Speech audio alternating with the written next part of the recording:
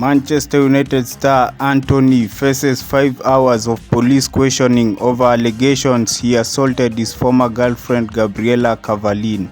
Antony has reportedly faced 5 hours of questioning at a Manchester police station over allegations of domestic abuse made by his former girlfriend Gabriella Cavallin.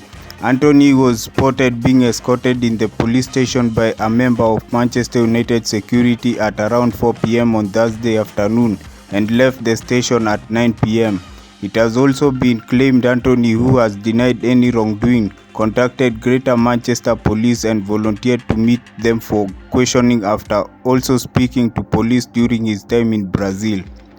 Antony, who flew back to Manchester earlier this week after he stayed in Brazil since the start of September, is willing to surrender his Manchester Police to aid them in their investigations. On latest Manchester United transfer rumors, Manchester United are looking at Juventus star Federico Chiesa to replace Jadon Sancho in January window. It is claimed United are interested in signing Federico Chiesa after he started the season well once again in Italy. The 25-year-old has 4 goals in 6 Serie A appearances to his name already. Erik Ten Hag is interested in the player, and if he wishes to pull the trigger on the winger, it is expected Juventus will ask for 30 million euros. Currently, the Italian has just less than 2 years remaining on his contract. Already, Manchester United are in talk with the player's agents for a possible January move.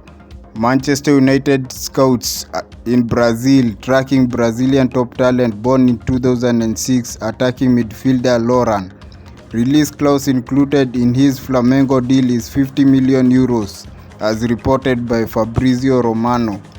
Looking ahead to the next match this weekend, Manchester United might receive potential squad boost ahead of Premier League match this Saturday against Crystal Palace. Manchester United will assess Sergio Reguilon, Eriksen and Scott McTominay for potential squad boost.